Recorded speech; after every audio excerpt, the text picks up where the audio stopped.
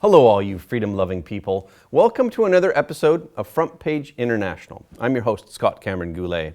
While people are alarmed by the CCP's hostage diplomacy, another heinous crime against humanity is garnering more attention. Angry birds don't just exist in mobile games. In Canberra, an angry magpie attacked a delivery service drone. In the past few days, long lines have formed outside gas stations in the UK. So what's causing the fuel shortages? Okay, let's get into it. As the two Michaels departed China for Canada on the evening of September 24th, not only were their families relieved, but millions of Canadians were glad to finally have the men safely on their way back home. They had been arbitrarily detained in China since December 2018. Little is known about the wheeling and dealing that went on behind closed doors. Sheng Shi, a Chinese-Canadian activist and author, said, "The result of what transpired allowed the CCP to get away with its hostage diplomacy. The CCP is now very arrogant."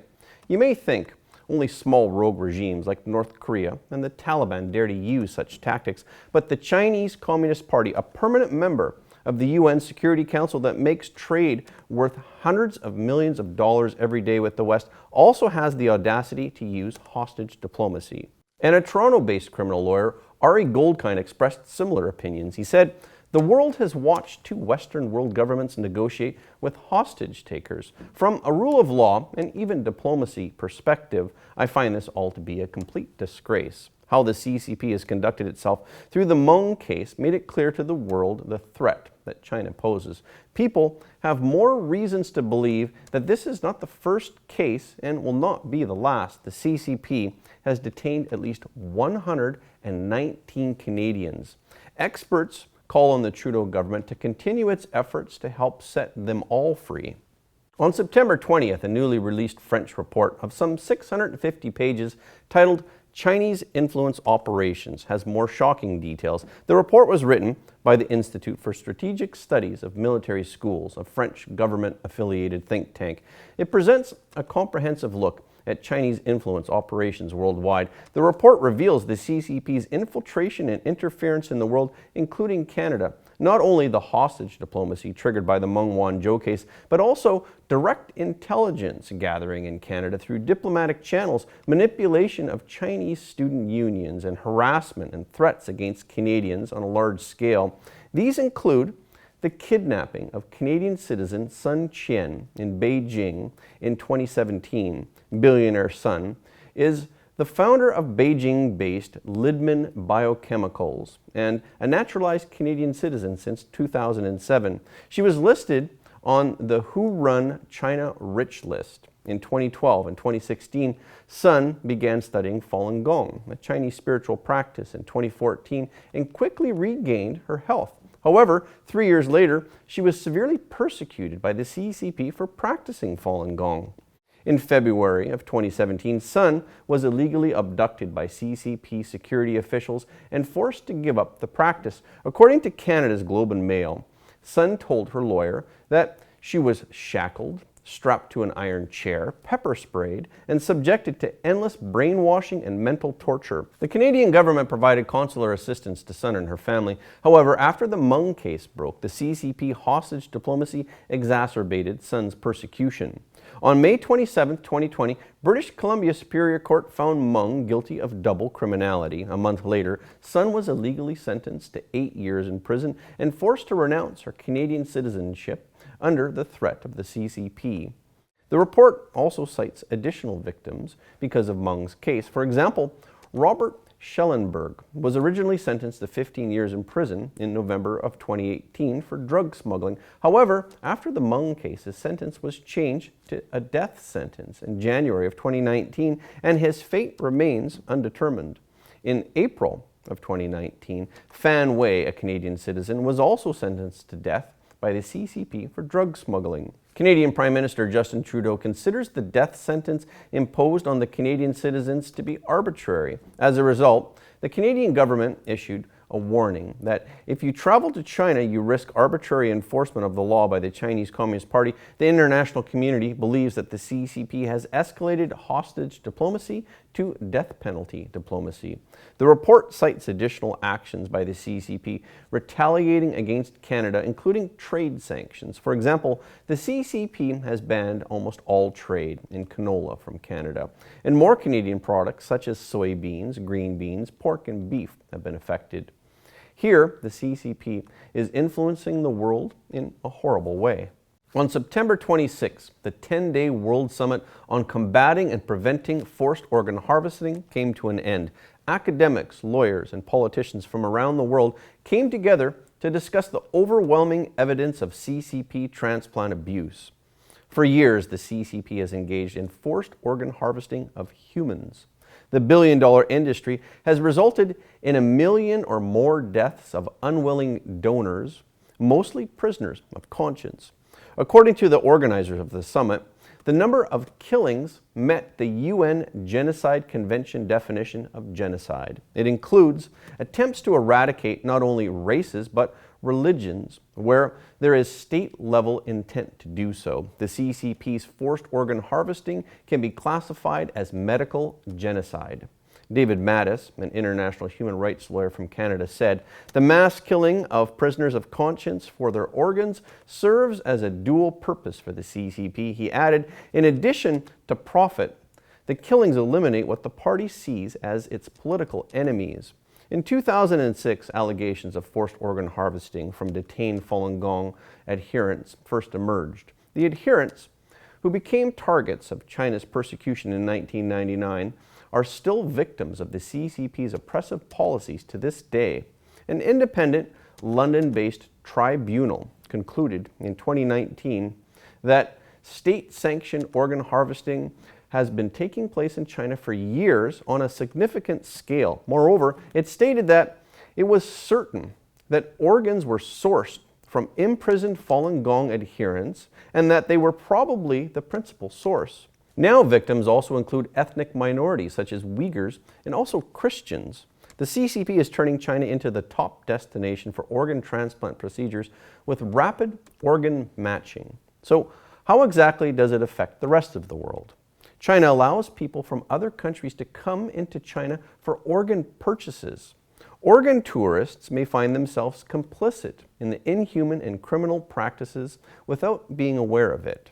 Dr. Torsten Trey warns that the CCP has plans to export its horrific practice of forced organ harvesting as soon as it is able to tear down ethical standards in the transplant industry established by the West. Trey is the founder and the executive director of Doctors Against Forced Organ Harvesting, DAFO. DAFO was nominated for the Nobel Peace Prize twice and received the Mother Teresa Social Justice Award in 2019. China's main objective is to dominate other countries and put them under the CCP's control. In this case, they want to be the major player in the field of transplants. In the West, we follow ethical medical practices with the good of the patient at the forefront. Inevitably, this can cause delays for those who need organs, as they have to be placed on a waiting list. Because China bypasses all of the steps that are taken for consensual transplants, it makes it impossible for the West to compete in this field. And this puts China in a position to be a trendsetter in doing transplants. The disregard for ethics that the CCP has is very disturbing. This would lead to a collapse of the ethical standards that are valued now. Dr. Trey also reveals that many medical professions and pharmaceutical companies are being pulled into the business of transplant tourism, which is on the rise. According to summit participants, the CCP isn't the only perpetrator. Political, academic, and media silence in the West amounts to complicity for reasons of commerce. Organizers of the World Summit point to CCP pressure that has decreased media coverage of forced organ harvesting, leading nations and international organizations with little incentive to take the costly steps necessary to address the problem.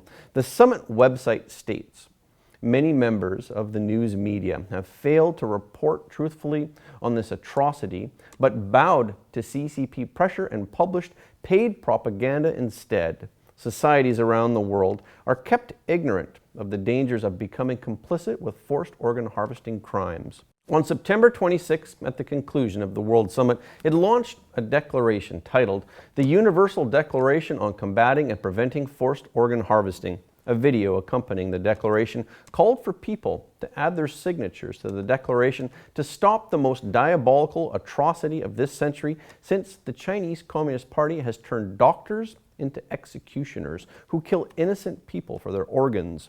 The declaration calls on all governments to combat and prevent forced organ harvesting by providing for the criminalization of certain acts and facilitating at both the national and international levels the criminal prosecution of forced organ harvesting. Minnesota Senator John Hoffman said that leaders at every level of government in every country have a responsibility to ensure that live organ harvesting is stopped and that human dignity is at stake. Through economic ties, the CCP wants the international community to tolerate this horrific crime in silence so that no one else will know about the ongoing crime of live organ harvesting. As groups such as DAFO spread more information, he said, a wave is coming that economic interests cannot stop. A wave that is about human dignity and rights. Hopefully, through the power of news and truth, we can unite to end live organ harvesting forever. Before we continue, please subscribe to Front Page International if you haven't already. Please help us to spread the word about this new channel by liking and sharing this video. And if you want to help Front Page, please consider supporting us by donating to our donor box. The link is in the description below. We here at Front Page thank you for your support. Okay, let's get back into it. Last Saturday, September 25th, El Centro Sector Border Patrol agents apprehended an illegal migrant accused of starting fires in Ocotillo, California, in the Jacumba Wilderness region. The Bureau of Land Management dispatched an aircraft with firefighting capabilities along with a hand crew, a fire truck, and a helicopter to the location of the fires.